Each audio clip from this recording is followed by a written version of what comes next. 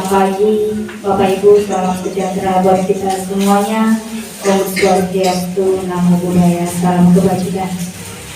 Yang kami hormati Bapak Ibu Kepala Sekolah yang hari ini diwakilkan oleh Bapak Wakasek kita, Bapak Imam selaku Wakasek Kurikulum, Wakasek Kesiswaan, mohon maaf salah Pak.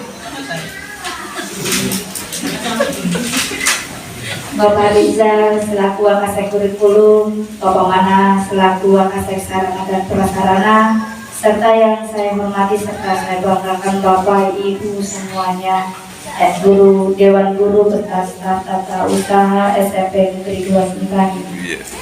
Patutlah sebagai manusia yang beriman kita memanjatkan puja dan puji syukur sehingga pada kesempatan kali ini kita masih diberikan kenikmatan, kesehatan, sehingga diberikan keringanan langkah kaki untuk mengikuti rapat dinas pada pagi hari ini.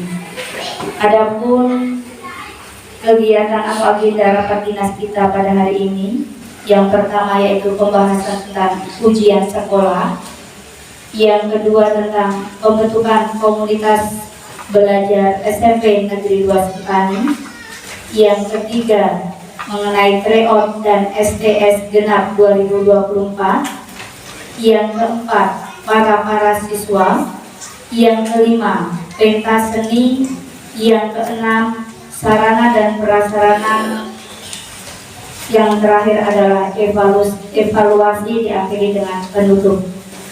Demikian rangkaian kegiatan pada rapat dinas pada pagi hari ini. Untuk agenda yang pertama, ujian sekolah, akan dipandu oleh Bapak Wakil Kepala Sekolah Bapak Rizal selaku kurikulum, yang akan melanjutkan pembahasan komunitas belajar SMP Negeri 2 Sentani, tryout, STS, serta para siswa. 4 agenda akan dipandu langsung oleh Bapak Wakasek Kurikulum. Kepada Pak Rizal, kami persilakan. Saya ketika bertiga. Begini Bapak Ibu. Pertama, saya menyampaikan bahwa saya, Pak Imam dan Pak Mana kami duduk depan, bukan berarti kami lebih tahu dan lebih hebat dari Bapak Ibu, tapi kita akan diskusi untuk sekolah kita. Itu yang pertama. Kemudian yang kedua, sebelum kita mulai, saya perlu menyampaikan bahwa meskipun kepala sekolah tidak ada, tapi kita rasa bahwa kepala sekolah ada. Ya, anggaplah bahwa kepala sekolah ada. Ada yang satu kurang tadi Ibu Purwanti. Kita mau lihat rapor pendidikan kita. Nanti Ibu Inti yang pandu, yang rapor pendidikan itu. Ya, kita.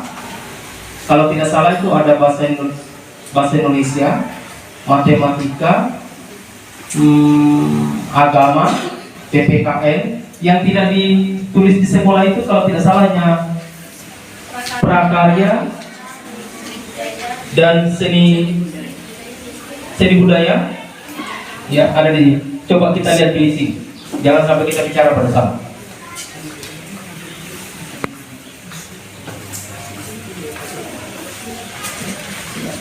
Ya, jadi naskah soal itu disusun oleh MGMP untuk SMP.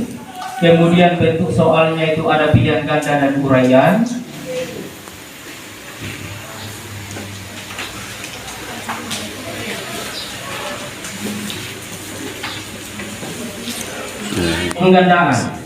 Penggandaan itu rupanya kita gandakan sendiri.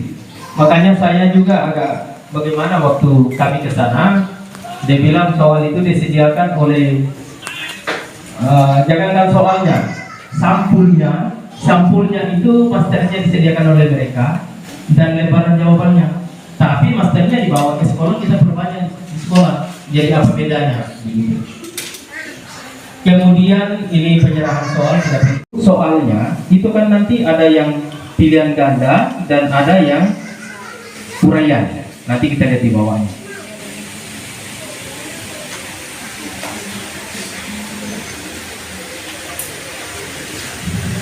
Kalau tim penyusun soal ini kita tidak perlu.